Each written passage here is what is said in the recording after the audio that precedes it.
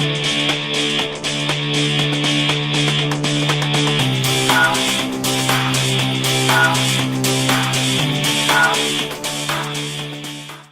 welcome back to another Rust and Trust production. We're doing a mini update and an inbox review of Tamiya's S.A.S. Land Rover Pink Panther.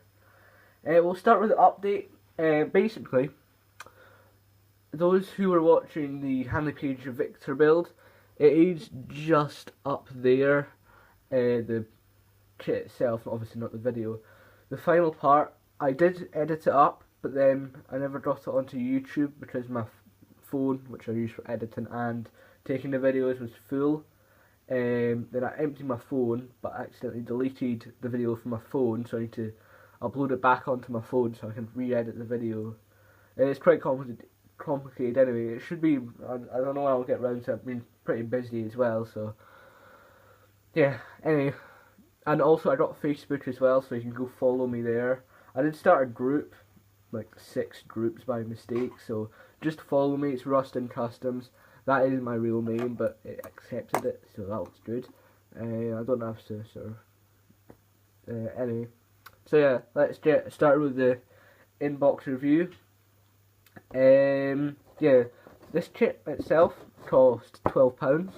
Ship here, £11.99, £12, same thing. And it's a kit I believe from 1976. On the box, obviously got the Pink Panther, the Land Rover itself. It's pink because it's camouflage for the desert. It blends in well to the environment. Box art is nice. It just depicts obviously the vehicle, pretty loaded up. And on the front it says 1/35th Military Miniature Series number 76.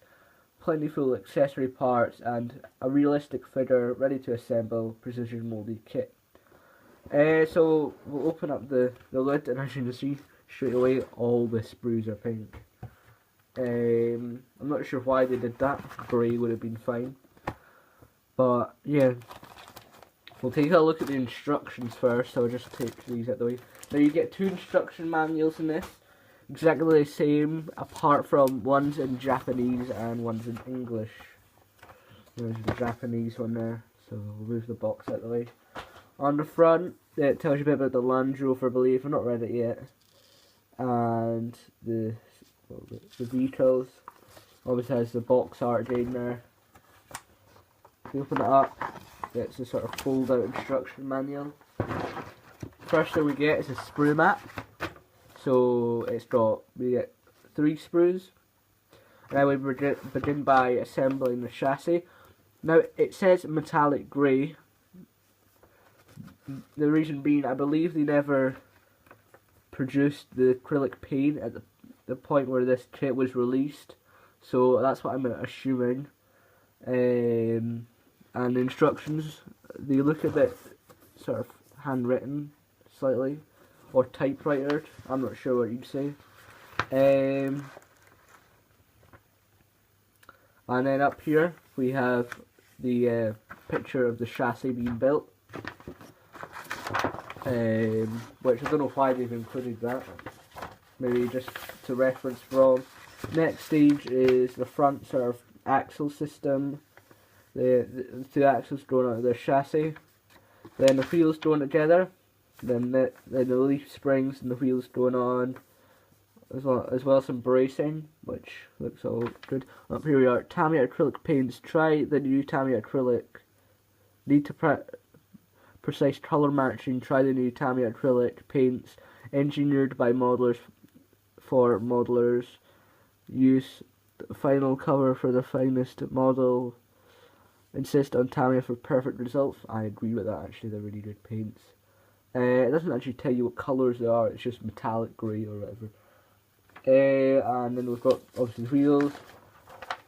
Next page we have the front sort of suspension system illustrated. Then we have the seats going in, rear tub, front of it, getting it attached together. It looks pretty basic. And then we've got the headlights and stuff going on. And here we have the driver figure. I'm probably going to put him in actually. I'll build them, I don't know if I'll put him in, but I'll definitely try painting them. I'm not really that good at painting steel figures. Yeah, he looks okay. I'm not really too sure what good detail and bad detail is on a figure, so I can't really speak for that. Then we've got a photo of the bed up here. The more of the bed going together, that going on. We've got smoke canisters here going on, and accessories. I'm not sure what this tarpaulin bit is. Maybe some sort of, I don't know. Then we've got various accessories going on. We've got all the rags and stuff. I mean, it says buff here. They do produce that as a colour, so I'm wondering if they are the colours. And then obviously we've got machine guns getting assembled, spare wheel, etc. going on, and a picture of the whole vehicle. And then final stage is well, it's not the stage actually. It's just a photo of the vehicle. See what smoke discharges is right. All the different what the tools were used for on it. Painting the S.A.S. Land Rover's most post-war version. Doesn't painted in desert pink, so it sounds like that's the colour you want. But yeah, I was talking to a local hobby store employee, and they don't Tamiya make a pink, but it's a gloss pink. I don't think this vehicle did have a gloss finish, so I'm not sure on that one.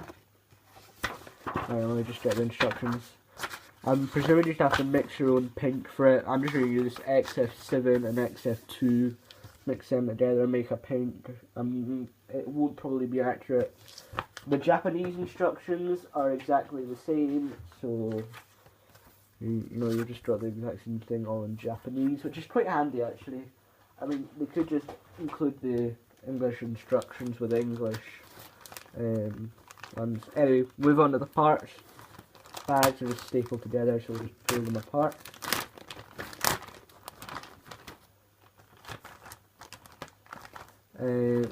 Bag slides out. Right, first sprue we have obviously the front of the Land Rover, the bonnet, side mudguards, part of the driver's legs. I believe there are bits of the wheel here. Got leaf springs, and these are all nice crisply moulded. There's a few sort of mould seams going around some of the stuff, like the jerry cans, but actually I'm not sure if that, yeah, that isn't a problem at all though. You just go around it with a knife or some sandpaper. Everything looks superb for the age. So yeah. Right, we're back. Sorry, I just cut the video slightly there. My cat started meowing. Where was I? Can't remember. I think that was it with the sprue. We have the transmission here by the looks of it, all nicely detailed. The chassis, really nice and crisp. Some injector pins, but I don't think you'll see them on the finished kit. First sprue all looks good. Oh, here we have the instrument panel or dashboard, and the dials are all nicely. They're not represented, but they're just wee circles, so you can't really represent them much more than that. Next sprue, well, next bag has the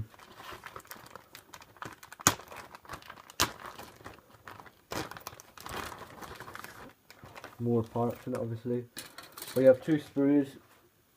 The first sprue we'll take a look at be this one. Also, we have 5 wheels, one being spare. We have the rest of the figure. Here looks quite good. Wheel bits for the rear of the wheels. We have sort of, I think these are holsters for guns attached to the side out. We've got the smoke canisters, door mirrors. This part here, number 35, it looks like it's come off the sprue slightly, got twisted. We have guns, all nice and crisp, shovels. I can't really see anything wrong with this kit. Then the final sprue, we have the sides of the rear of the kit, the bed, nice and really crisp. Then we have, I'm not sure what these parts are. Maybe to help it get out of the sand if it gets stuck. That's an assumption, not a guarantee. We have cases here, maybe ammunition. We have this tarpaulin bit that goes on the back. I'm not sure what that's for again. We have some rags for the front of the vehicle. We have the rear tailgate with all the tail lights in it. The tow bar and the bumper. The number plate, which has all the numbers moulded in. And even the badge has the Land Rover written on it, so we could do a bit of dry brushing on that and see how it comes out. Headlights unfortunately aren't transparent. It would have been better if they were, but they're just solid. Lights, bumps of the seats, nice sort of texturing on them. So yeah, I think that covers it mostly for the kit. I'll just go grab the box here. So yeah, by the looks of it in the box, well recommended kit here, and good price as well. Quite an old kit, but compared to what Airfix and stuff was releasing then, it's superb. So yeah, go get yourself one of these. I'll tell you after I built it whether it was good build or not. Thank you for watching. Don't forget to subscribe. Follow me on Facebook, Rustin Customs. Thanks for watching and goodbye.